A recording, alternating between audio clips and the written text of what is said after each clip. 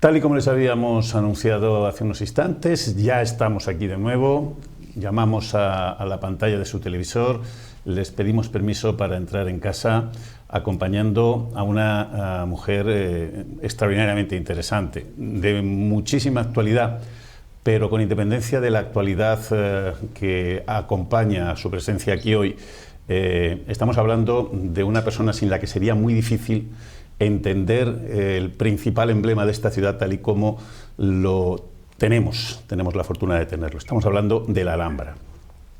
Ella ha sido directora del Patronato de la Alhambra y del Generalife durante más de una década y ha sido la responsable de traer la Alhambra, de llevar la Alhambra a la modernidad, con un currículum absolutamente envidiable, con una formación extraordinaria, premio de doctorado, profesora de Historia del Arte, licenciada en Historia del Arte, investigadora principal de numerosos proyectos, con numerosísimas publicaciones científicas, etcétera, etcétera, etcétera. Mar Villafranca, buenas noches, bienvenida. Muy buenas noches, Agustín.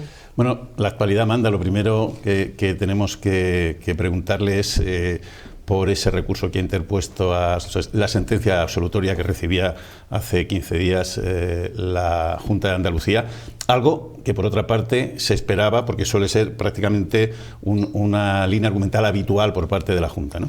Así es, la Junta de Andalucía tiene por costumbre recurrir todo y en este caso pues tampoco ha sido una sorpresa, ¿no? Que también recurra a una sentencia que por otro lado pues es tan exhaustiva, tan determinante y tan contundente que bueno, pues ahora tendrán ellos que argumentar bien para primero puedan admitir ese recurso, porque lo que hasta ahora mismo han hecho ha sido anunciar que lo van a poner. Entonces ahora hay un plazo para que lo redacten y luego pues nosotros tendremos también otro para oponernos a dicho recurso. ¿Ha sido capaz ya de aterrizar después de esa pesadilla que supongo han sido casi 8 años con esa espada de Damocles encima? Pues la verdad que todavía me está costando un poco porque han sido unos días intensos que me han coincidido también con otro tipo de trabajos que estoy haciendo y casi que no me ha dado tiempo un poco a saborear, ¿no?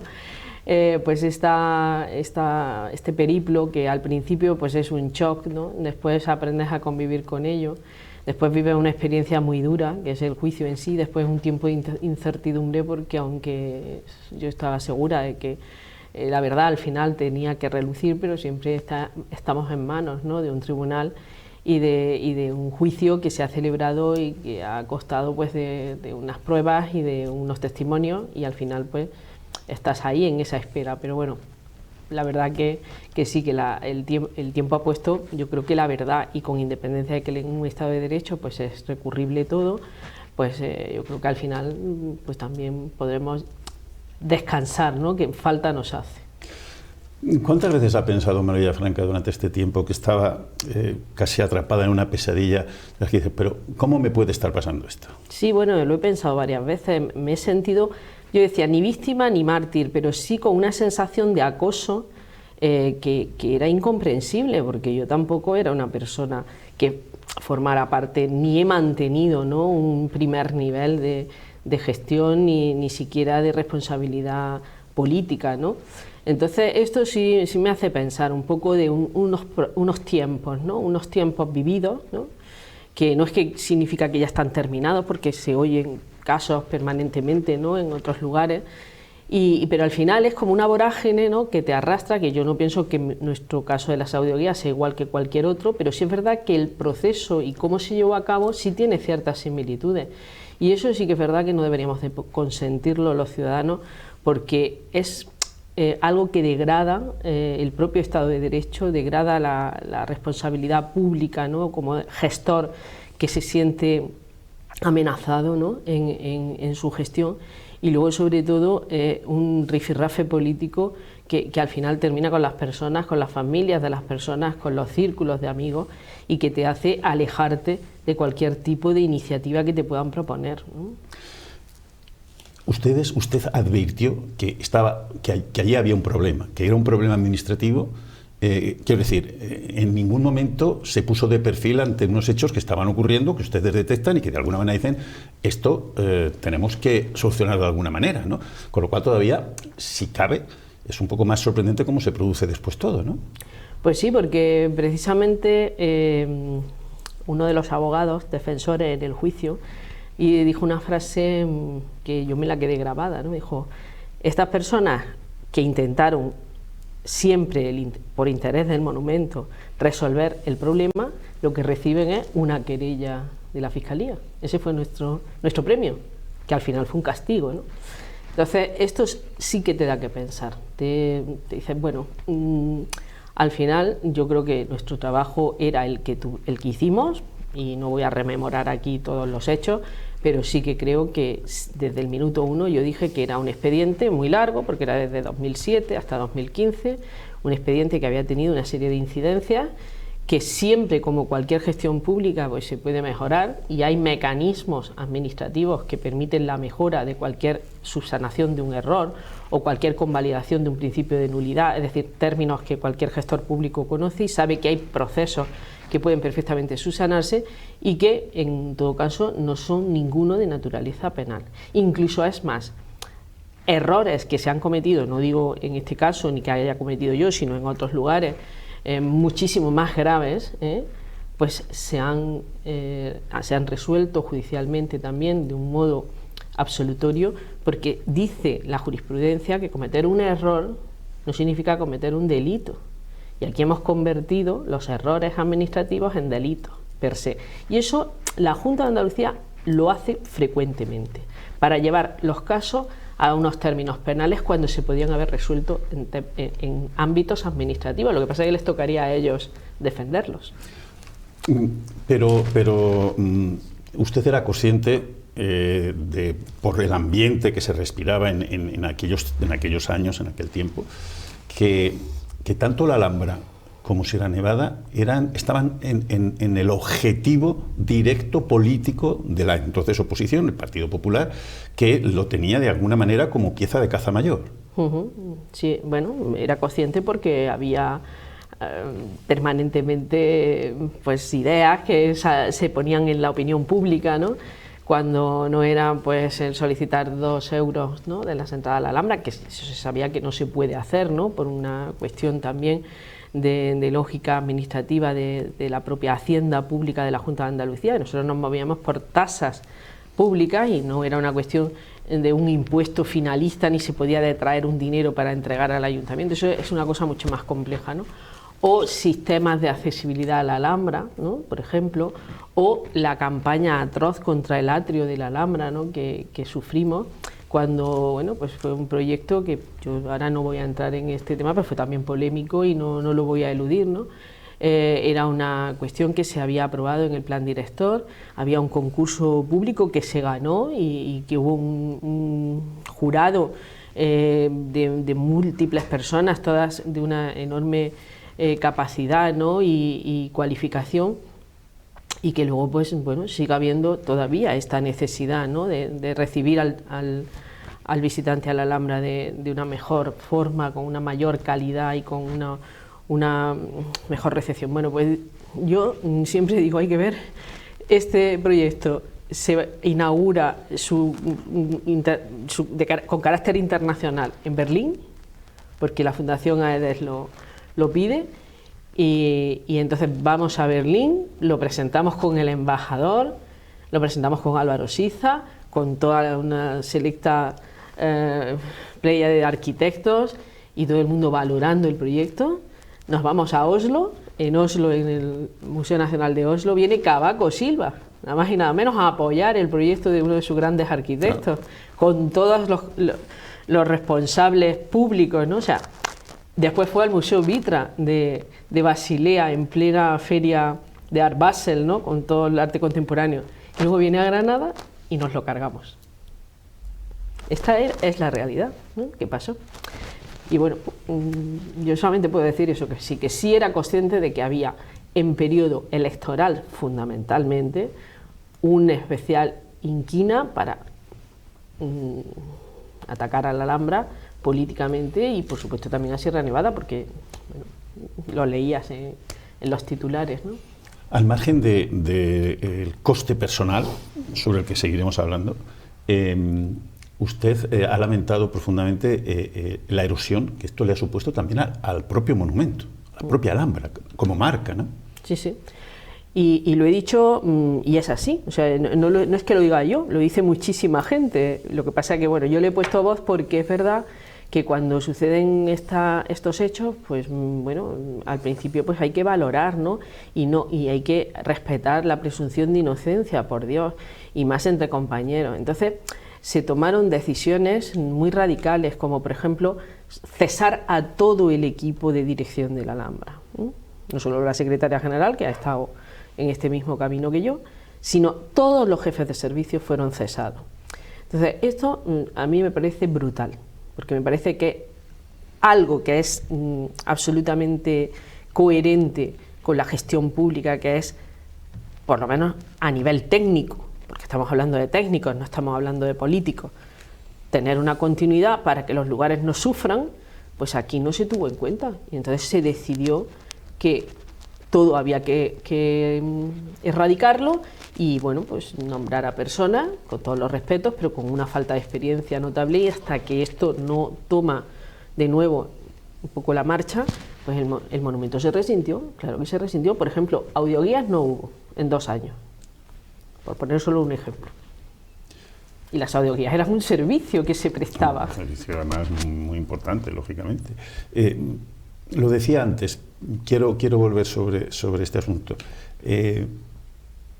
Con este tipo de acciones, ¿cree que se disuade a gente valiosa para entrar en ese tipo de actividad pública? ¿Cree que hay gente con una solidez, etcétera, etcétera, que podría verse disuadida a decir, no, yo no me voy a meter en una historia de estas, porque fíjate lo que le pasó a Mar y no me merece la pena entrar en esa dinámica? Yo creo que sí, que eso ha sucedido y sucede, y mucha gente lo puede pensar.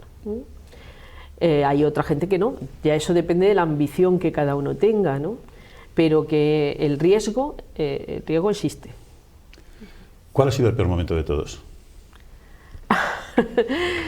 Bueno, yo no podría definir así un momento peor, es que todo el tiempo ha sido malo, o sea, ha sido una cuestión en la que, como yo decía, he tenido que aprender a vivir. ¿Cuál ha sido mi tabla de salvación? Pues mi trabajo, mi capacidad siempre de entusiasmarme con proyectos que me gustan, y luego pues que tuve la fortuna inmensa de cumplir un sueño en pleno momento difícil, que fue el ganar la beca para ir a Roma, que eso pues es un privilegio que sucede en muy pocas ocasiones, y que en mi caso pues lo hice con una edad, ¿no? Y entonces eso a mí me reconfortó muchísimo conmigo misma, con mi propia capacidad, ¿no? para poder desarrollar un proyecto de investigación de primerísimo nivel, y que además tenía también la virtud de ser algo que tenía que ver con la Alhambra, y tenía que ver con Torres Balbás, y tenía que ver con una experiencia muy interesante que estaba inédita, no se había investigado,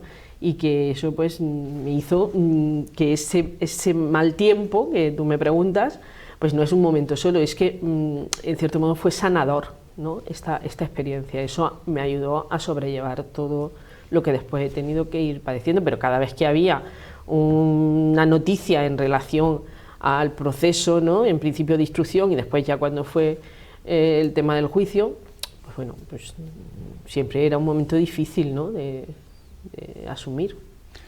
¿Se ha sentido sola? ¿Se ha sentido sola por parte de quien debería haberla arropado en un momento determinado? Bueno, es que verás, el tema es muy relativo, porque yo no me he sentido expulsada, ¿no? No me he sentido así, ¿no?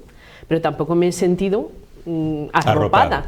Me he sentido, pues como en todo en la vida, pues las organizaciones hay personas que te lo dicen, algunas lo dicen públicamente y otras pues sencillamente luego hacen el paripé, ¿no? Esto no nos vamos a descubrir ahora nadie ni nos vamos a rasgar las vestiduras, ¿no?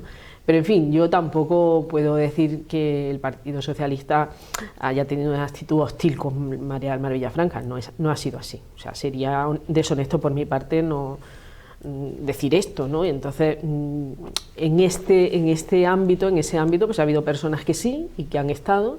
Yo he citado algunas, pero voy a citar, por ejemplo, Paco Cuenca ha sido una persona que me ha apoyado y además lo ha hecho públicamente y además ha confiado y me ha confiado cosas que nadie sabe, ¿no? Y que han quedado en la privacidad pues de alguna consulta, de alguna experiencia de ese tipo, ¿no? Y quien dice Paco dice también parte de su equipo, ¿no? Por ejemplo, Olga Manzano pues es una diputada, es la vicesecretaria del PSOE, que ella también ha sido una persona que me ha mostrado en privado y alguna vez en público pues también su confianza, ¿no? Y su apoyo. Y luego pues ya dije los otros nombres y bueno, pues también María José Sánchez Rubio. Y quiero recordar también a Clara Aguilera, porque aunque Clara Aguilera fue en una reunión interna del partido, pero fue la primera que salió allí a la palestra y reconoció que era completamente injusto lo que estaba pasando. Una vez que se produce la sentencia absolutoria, ¿ha sonado mucho más el teléfono? Bueno, también es normal, ¿no? Ha sonado mucho más el teléfono, pero no solo desde el punto de vista político, es decir, yo tengo, por fortuna, un conocimiento y un reconocimiento fuera de Granada, y por eso digo que no he tenido casi tranquilidad, porque yo quiero ser muy cumplida y contestarle a todo el mundo. Entonces, pues, en fin, he tenido felicitaciones pues, desde Estados Unidos, pues hasta gente que está en París, gente que está en Italia, gente que está en toda España, ¿no?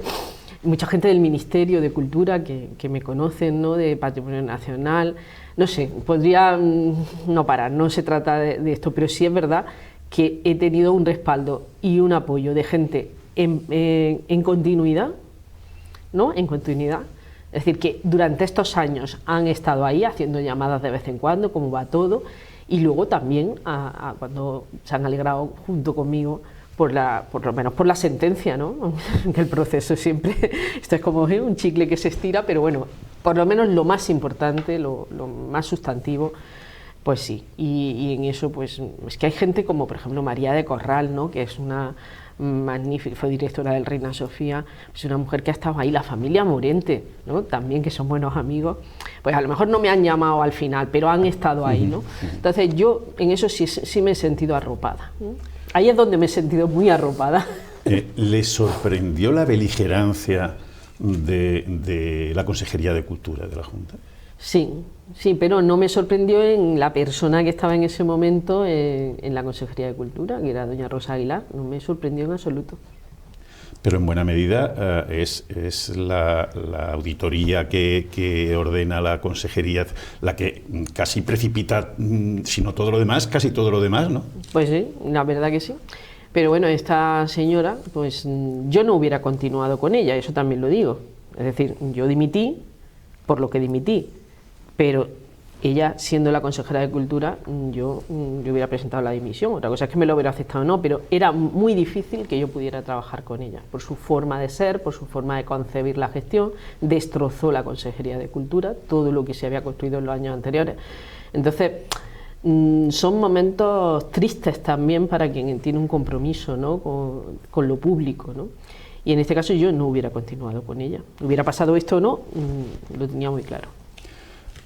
Mar, ¿cómo se vive esto en casa?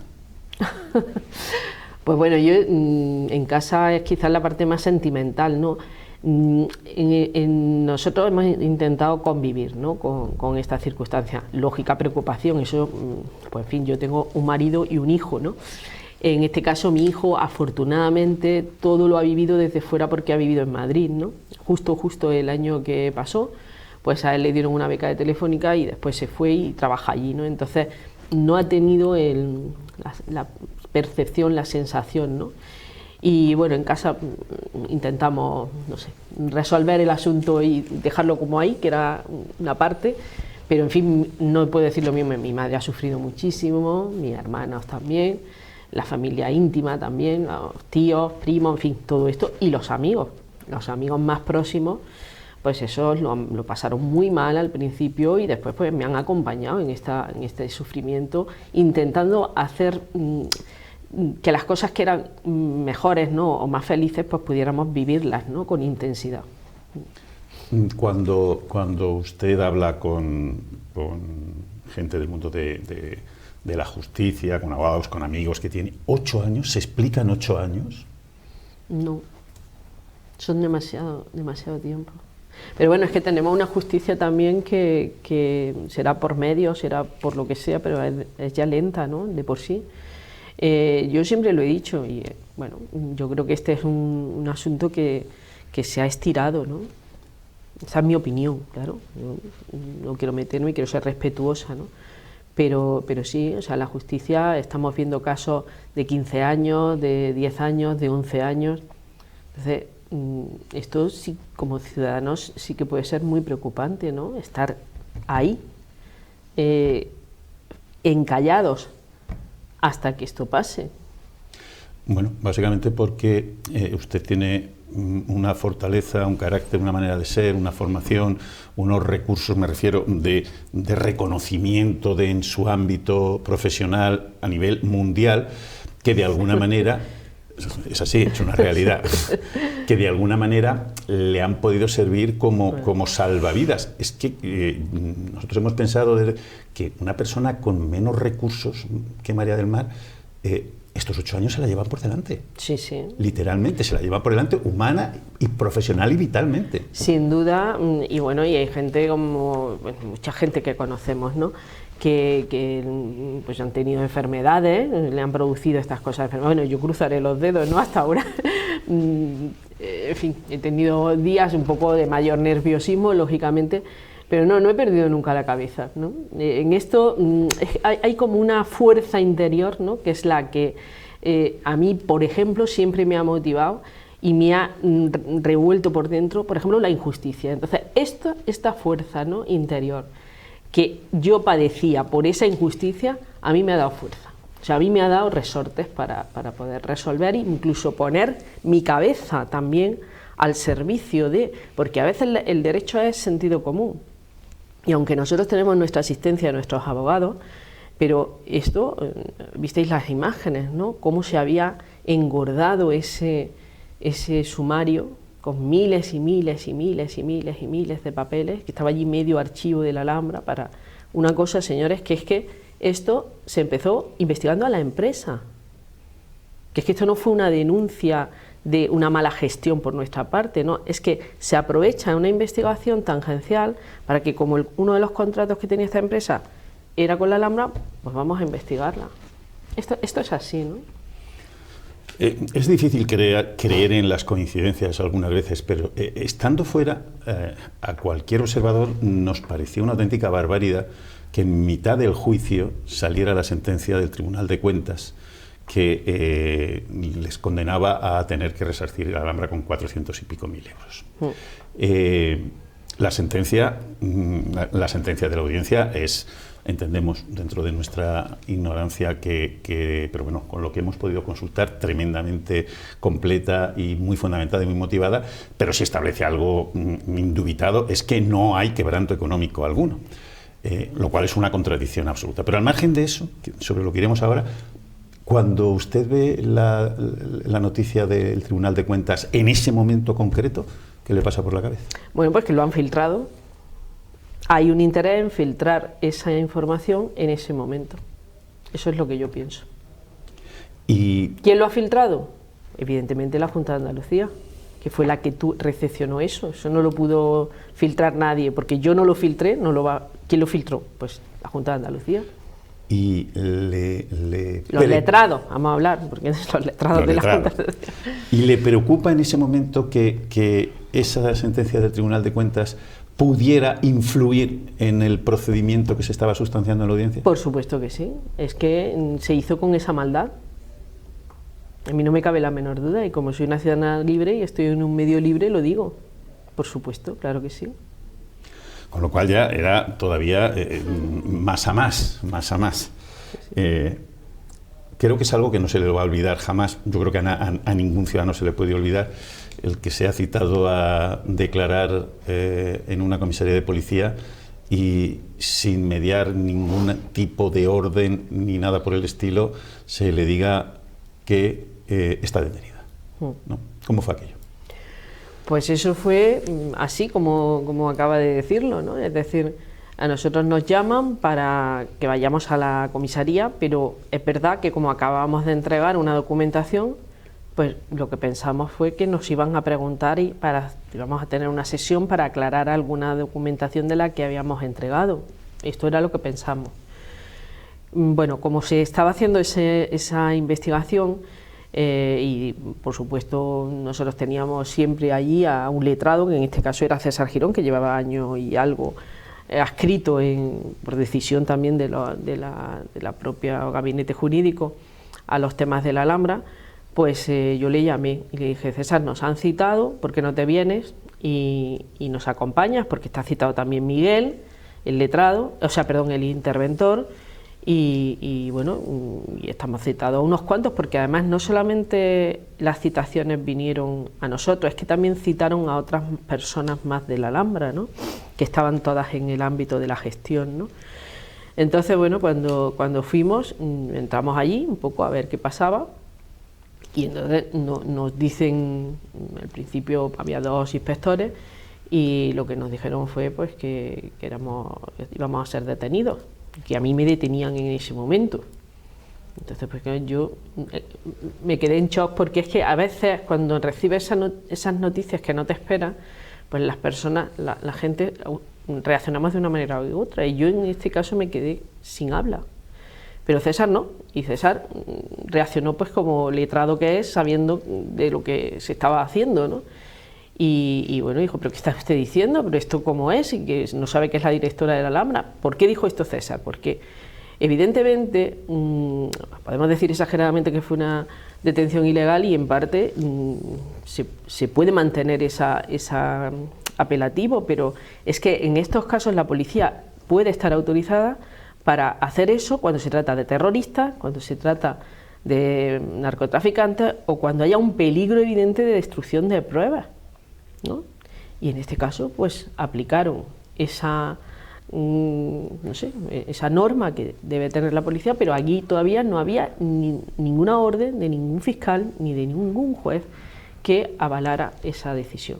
Y eso pues por lo tanto para nosotros fue un impacto brutal, y luego sobre todo porque César nos informó que se podía pedir un habeas corpus, pero para eso nos teníamos que quedar allí detenidos en el calabozo, ponerlo en conocimiento del juez de guardia, y ya el juez de guardia dictaminar, ¿no? Y eso pues la verdad nos dejó un poco fuera de juego, y al final dijimos: bueno, si no tenemos nada que ocultar, que nos pregunten aquí lo que nos tengan que preguntar. Y bueno, me estuvieron haciendo una serie de preguntas, las que pude contesté, las que no sabía pues no las contesté, y luego por el resto de las personas convocadas, salvo Pepe Vicedo, que sí contestó, ni el interventor contestó, ni Victoria. Y esto fue lo que pasó. ¿Y luego hubo una segunda detención? Sí, más surrealista. Esta sí que fue surrealista. ¿Cómo fue? Pues esto es como un caso ya cerrado, y yo me prometí a mí misma que no iba a volver a hablar de él, entonces yo me vas a permitir que sea muy parca en este tema. Aprovechando que el caso de las audioguías, pues bueno, se podía o no podía seguir porque era tan insustancial, pues se decidió abrir una causa general a la Alhambra.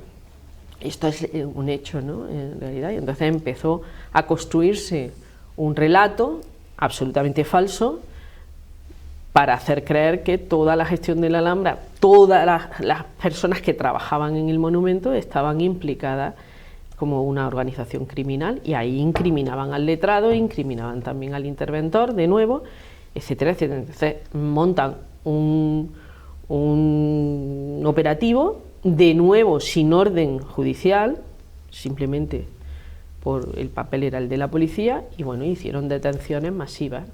A unas le pilló de una manera, a otros de otra, unos fueron en la Alhambra, otros fueron en los domicilios, y yo no quiero continuar por ahí, porque eso afortunadamente se cerró. Lo ganamos en un recurso por plazos, pero lo hubiéramos ganado de cualquier forma. Y lo que es más importante de ese auto es que declara nulas todas las actividades todos los actos que se habían llevado a cabo desde una fecha, entre ellas la anulación de esas detenciones. ¿Siente que se ha vulnerado su presunción de inocencia? Sí, totalmente, desde el minuto 1. Y esto a nivel de opinión, de opinión publicada también. Claro, porque ese es uno de los grandes debes de nuestra profesión, ciertamente, es Eso sí que es irrecuperable. Al margen, antes hablábamos de reparación. Con independencia de otras acciones, cuando tuvimos ese desayuno, sí que la vimos muy decidida a que por lo menos en su hoja de antecedentes no figuren esas detenciones. Sí, lo vamos a intentar. Desde luego vamos a tramitarlo. Desde luego. Se pueden ustedes imaginar cómo tiene que ser esto, pero, en fin... ¿Qué le ha parecido la reacción del Partido Popular a la sentencia? Bueno, la verdad que como la única que he leído ha sido la del secretario, me parece que es Jorge Saavedra, ¿no?, que ha dicho que se alegraba por nosotros, pero que bueno, todavía estaba lo del Tribunal de Cuentas pendiente. Bueno, pues ¿qué quiere que le diga? Yo concibo la política desde otra altura de miras, ¿no? Y este tipo de expresiones, pues es que no sé cómo calificarlas, ¿no? Pero no creo que se alegraran, ¿no? Si lo dicen es un poco por el figureo, ¿no?, el postureo que se dice, ¿no? Pero en cualquier caso, el Partido Popular ahora gobierna la Junta de Andalucía y los letrados, ellos solos no han decidido el recurso, con lo cual han tenido que recibir órdenes de que continúe. Es verdad que es una práctica, o sea, lo he dicho al principio y eso es así, pero detrás de la decisión de un letrado está también una decisión de un político, que dice, vayamos hasta el final. Y también dijo que le había costado muy caro ser directora de la Alhambra durante 11 años. Sí, dije esto porque creo que después de 11 años y después de todo lo que hicimos, que fueron momentos muy, muy gratos para mí, el final no fue lo esperado. El final fue un final forzado, un final manipulado, un final buscado por enemigos. Y eso no le gusta a nadie, con lo cual mis palabras fueron coherentes con los hechos, ¿no?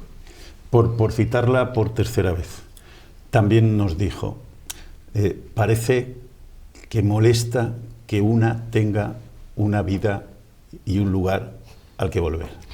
Esto también es un debate, ¿no?, que existe y bueno, y siempre ha existido, ¿no?, desde que hay vocación política, que llaman algunos, o bueno, medio de empleo también para otros. O sea, yo sí que he advertido que hay en la historia, ¿no?, de los partidos políticos en general, esto no es solo del Partido Socialista, digo en general, ha habido una época en la que gente muy cualificada daba un paso hacia la responsabilidad pública por vocación de servicio, por querer ayudar, por querer ser útil.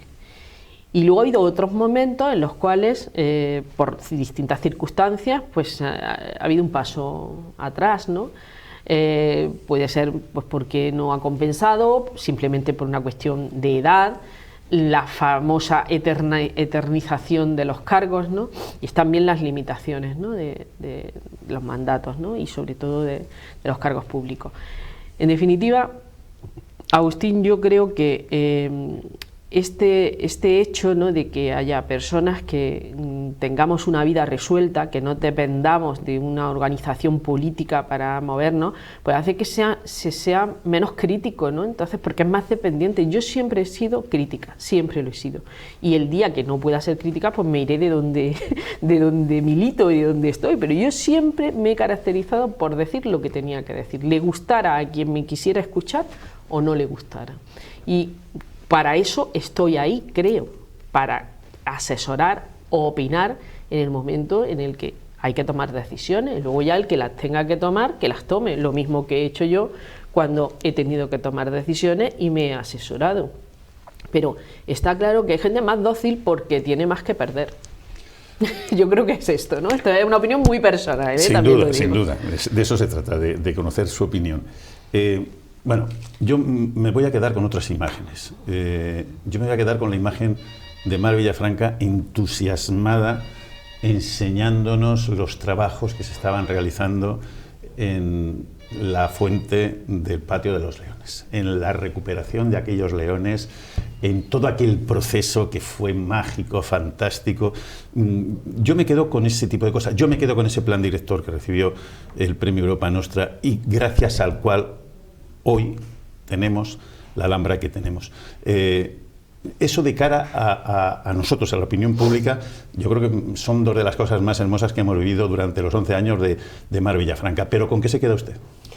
Bueno, yo me quedo con los 11 años, porque yo creo que todo ese tiempo fue un tiempo de ilusión, fue un tiempo de ser conscientes que se estaba construyendo un modelo que en un tiempo que era del paso del siglo XX al siglo XXI en la Alhambra, que no era fácil, pero que también todos íbamos a una, que no estuvo exento de dificultades a nivel de trabajo, pero también es verdad que quizás nos manejamos bien en unos tiempos de crisis, en este caso, porque el modelo de gestión era un modelo que nos permitía diversificar la propia gestión. Por ejemplo, nosotros ampliamos muchísimo la capacidad de poder visitar la Alhambra, ¿no? Esto generó unos recursos que se obtuvieron y que permitieron que a la hora de hacer una liquidación de un presupuesto, pues obtuviéramos una rentabilidad, como en una empresa, ¿no? Lo que serían los beneficios de la empresa. Nosotros no teníamos por qué generar beneficios, pues éramos una organización pública. Bueno, es una organización pública, digo cuando yo gestionaba, pero es verdad que se obtuvieron remanentes de tesorería que iban dando una solvencia económica al patronato que le permitía poder abordar proyectos como el que hubiéramos abordado del atrio, o, por ejemplo, cuando había que expropiar una determinada finca. Hay que recordar que la Alhambra todavía tiene en su territorio parcelas que son propiedad privada y que hay un plan para poder recuperarlas. Por ejemplo, el Carmen de la Justicia, que está justo debajo de la zona de donde está la Torre de la Justicia, pues este es una de las prioridades de incorporar, ¿no? Todo esto se podía hacer si había remanentes de tesorería. Bueno, quiero decir que construimos un modelo de gestión que el Prado nos copió. El Museo del Prado nos copió. Nosotros teníamos la Escuela de la Alhambra, que ya no existe, y el Prado ha creado la Escuela del Prado. Nosotros teníamos el proyecto de la memoria oral y el Prado quiere hacer una propuesta de memoria oral. En ese momento, el director del Museo del Prado, cuando yo gestionaba, que era Miguel Zugaza, que ahora es el director del Museo de Bellas, decía: María del Mar, es que eres el faro, nos miramos todos allí. Es una anécdota personal que lo cuento, y yo encantada, porque desde la periferia podíamos dialogar perfectamente con instituciones que están en Madrid, que tienen unos recursos tremendos y que en este caso pues también nos motivaban, ¿no? Porque eso al final motiva. Nos presentábamos a concursos internacionales para captar fondos, que la Alhambra nunca había participado en esto. Pues bueno, pues esto al final también ayudaba, ¿no?, a que los técnicos de la Alhambra pues conocieran a los técnicos del Museo del Louvre, a los del Museo de Victoria and Albert. Cuando fuimos a Tetuán y a Tánger, con la región de Tánger-Tetuán, tú sabes lo bonito que fue poder aterrizar allí con, me acuerdo, uno de los lugares que fueron seleccionados, pero era una cooperativa de mujeres que hacían las cerámicas como antiguamente, ¿no? Algunas a torno, otras no, en fin, fue precioso. Entonces yo me quedo con todos esos momentos. Luego la gestión cultural en la que yo me volqué, aparte de la de conservación, porque por experiencia previa yo llevaba 20 años trabajando en conservación del patrimonio, y era algo que, hombre, siempre consultas, siempre tienes asesoramiento y demás, pero hay un conocimiento, ¿no?, que te lleva a no dudar en algunos aspectos. Eso daba cohesión a los equipos. Y en la parte de la difusión y de la investigación, que yo tenía unas esperanzas puestas amplias en ese ámbito, pues creamos unas colecciones de publicaciones, fortalecimos la propia publicación de cuadernos de la Alhambra, que vino José Manuel Pita Andrada, que lo había creado, ¿no?, cuando hicimos la nueva etapa. O sea, está todo lleno de momentos felices. Y luego está el momento que le gusta mucho, os gusta mucho a vosotros, más glamuroso, ¿no?, de las cumbres europeas, de la visita de Michelle Obama, de Vargas Llosa, en fin, de los poetas del Festival de Poesía recitando poesía por la Alhambra, que hoy que es el Día Internacional de la Poesía, ¿no?, pues era siempre un momento de felicidad, ¿no?, porque la Alhambra es un poema, ¿no?, en las paredes, y siempre lo reivindicamos. Y luego pues también, por qué no decirlo, la política de exposiciones, que fue una política donde en temporada baja, porque hacíamos las grandes exposiciones, las hacíamos en temporada baja para no generar conflicto en momentos de más afluencia. Entonces era una manera de atraer un público que sabemos que se moviliza por toda Europa, buscando esas exposiciones internacionales que pueden interesar. Entonces tuvimos los jarrones de la Alhambra, por ejemplo, que ahí se forjó el equipo, pero estuvimos Matisse y la Alhambra, tuvimos una de Sean Scully, que me acuerdo que es un héroe nacional, artísticamente hablando, en Irlanda, que tuvimos al embajador, ¿no? Es decir, que fueron momentos muy bonitos, ¿no?, en los que vivimos. A pesar de la pesadilla, ¿ha merecido la pena? El gestionar la Alhambra, sí. ¿Para qué vamos a negarlo? O sea, es uno de los hay muchas personas, y voy a contar una anécdota, una confidencia. El presidente Zapatero, además es que hay una foto que refleja ese momento, porque estábamos hablando justo en el Partal, en la preparación del pórtico, viendo toda la perspectiva que desde ahí se divisaba, y yo contándole un poco la idea de cómo los nazaríes, una civilización, vamos, absolutamente exquisita, ¿no?, y refinada, donde las haya, pues concebía también sus arquitecturas en relación al paisaje, en relación a la vegetación, al agua, etcétera, ¿no? Y estábamos allí, y ¿sabes lo que me dijo José Luis? Me dijo: María del Mar, yo ahora mismo me cambiaba por ti. Y entonces yo le dije, digo, sí, presidente, pero yo no. Eso fue así. ¿Cuán cerca estuvo María del Mar de ser ministra de Cultura? Eso nunca lo sabremos, Agustín, eso nunca lo sabremos. Pero bastante. Bueno, yo no voy a negar que alguna vez sonó esa posibilidad, pero también es un poco de política ficción, ¿no? Sí voy a confesarte otra cosa, ya que estamos de confesiones en esta noche. Hubo un ministro reciente que me llamó, casi recién nombrado, creo que lo nombraron un jueves y me estaba llamando el domingo, y me preguntó cómo estaba mi situación, porque quería contar conmigo para su equipo. Pero claro, la situación era la que era. Bueno, pues llegamos al final, pero yo quiero que este programa lo despidas tú, María del Mar. Te dirijas a nuestros espectadores, a nuestras espectadoras, y le hagas llegar la reflexión que seguramente durante todo este tiempo te hubiera apetecido, lo que te dé la gana, vamos. Bueno, yo la verdad es que soy una persona que, aunque hablo mucho, porque como buena historiadora del arte hablo mucho, la verdad es que cuando se viven circunstancias como las que yo he vivido, pues siempre es triste, ¿no?, el hecho de pensar que no te explicas nunca por qué tienen que suceder estas cosas. Y yo lo que le digo a los ciudadanos es que al final un lugar como la Alhambra, si hoy podemos disfrutar de ella, también es porque hubo personas que se preocuparon por ella. Yo me preocupé por ella y, como dije, pues he pagado con las consecuencias de alguien que a lo mejor tuvo demasiada proyección pública, y a veces lo he llegado a pensar, ¿no?, que esa envidia, ¿no?, de las personas, que esa exposición, que esa referencia, en lugar de advertirla en positivo, pues a veces se convierte en negativo. Entonces, bueno, yo creo que la verdad, lo que yo quiero trasladar es que la verdad al final se impone.